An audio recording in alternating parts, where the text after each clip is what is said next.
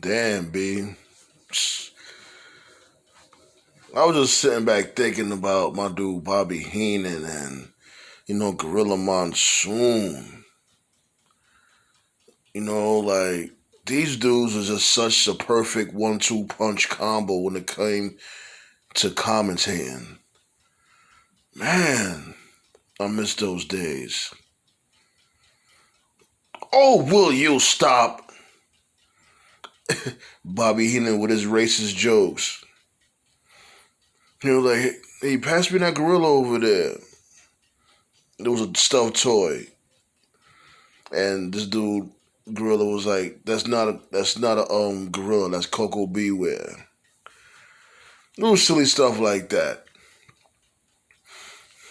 Or when this dude was talking about Big Boss Man's moms or whatever, Bobby Heenan. Like, it's like they made it seem so effortless. And it was just so over. The jokes, them calling moves. You had the Heenan family. Not only he was good at commentating, he was also good as a manager. Everybody remember the Heenan family, Andre the Giant, Ravishing Rick Rude, the Brainbusters, Hercules, the Red Rooster. Like, man. Then you had, Vince McMahon and Jesse Ventura. Little inside joke from in the past. You have, what I'm saying? You had McMahon, Ventura. Like you had Jerry the King Lawler when he was at the top of his game with Jim Ross. These star-studded names that just held such merit in the WWF. Now you got these boring, lame, act like they don't want to be there type commentators now. I ain't gonna lie, all these dudes is whack. Like, they don't have no characters. Like, you can't even tell who's who on the mic. All of them sound the same. Only one that had their own character was Mauro Ronaldo. And what they do, they chase him off. Typical WWE. Can't have nothing good, can't have nothing fresh. Chase them away. How dare you go against the grain? Be bland and boring just like us. Chase this man away. This dude was a treasure on NXT. And y'all chased him away. The dude that actually acted like and felt like he wanted to be there. Like, they even put Samoa Joe on commentary. And he sounds just... Samoa Joe, for a voice, he was alright. And now he just sounding all boring and stuff. Like, it's like these dudes don't want to be there. Like, it's no spunk, it's no pizzazz, no excitement. Don't y'all understand? When y'all fucking do that shit, y'all make us not care either. It's like, oh my goodness. And this dude, Michael Cole. Cole needs to go. He's like the root of the problem. He's been there for 50 years? My dude, go home. Forever. This dude, Michael Cole, is the worst. Oh, it is. It's a dead time.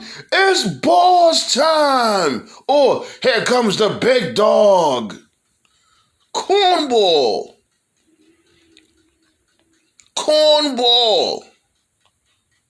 It's boss time. Man, like, the commentators from WWF, like, in the 80s and, like, the early 90s to mid-90s would look at these dudes and laugh, like, that's how y'all commentate? That's how y'all tell the stories? That's how y'all get these wrestlers / superstars over? That's how y'all do it? And then you bring back Wade Barrett. Why you bring back Wade Barrett to commentate? He sucks. And I like Wade Barrett when he was a wrestler or whatever. He had a hell of a character. He should have been the world champion for at least 1 month. But Cena had to have his own way. But that's for another video. Like, these dudes is just so bland and boring, man. I can even go to TNA. Talk about TNA. Don West. Don West with Borash, or Don West with Mike Tenay or whatever. Perfect. Don West acted like he actually gave a fuck. And what did TNA do with Don West? Got rid of him. Like, yo, what is wrong with these people? Like, we need that excitement. We need to feel like, yes, these dudes, they want to be there. Because if y'all don't give a fuck, why should we? You know what I'm saying? Like, the fuck. And I think that's where it really starts from. It got to start from there because, people at home want to feel that energy. We understand, like, when there was people in the crowd, you can't hear the commentators or whatever the case may be. So, it doesn't really count for them. But when it counts for people at home, we want to hear that excitement. We want to hear you get pumped and, say the story that's going on, sell the story, talk about their finishers, how strong their finishers are. Talk about something. I remember from before when the WWE Network first came out. All these dudes was doing was talking about the WWE Network, trying to get it over. And I understand it's a business, you gotta promote, but Jesus Christ, those times these dudes would sit there and talk about the network 100, literally, they'll mention like 50 to 100 times in a 3-hour span. Just like with Seth Rollins and Becky Lynch ended up hooking up. That's all you heard Michael Cole talk about. Oh, that's his girlfriend, right? Or this dude is a virgin or some shit. There's no excitement. And we all know why, because this dude Vince want to manage everything. Oh my, yo. I'm just so sick of this dude Vince McMahon, man. Oh my goodness, yo. Like, he's like the ultimate troll, because I know he know what he's doing.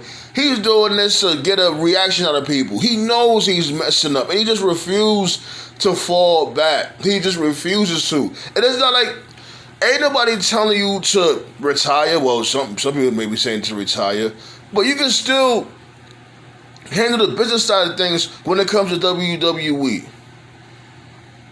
You know what I'm saying? You can still handle that. You don't have to, fall all the way back. Just handle the business up and let's get some fresh thoughts, some fresh voices, some fresh content, for Christ's sake. Because I don't give a fuck what nobody say. They want to say, oh, blame the wrestlers, blame. Nah, it's ultimately, he's the head of the dragon. At the end of the day, everything goes through him. He's the funnel. So he's ultimately at fault, yes. Because it's to the point now, or it's been to the point, well, even the commentators don't give a fuck. It's having an adverse effect on everybody. Everybody's not going to give a fuck.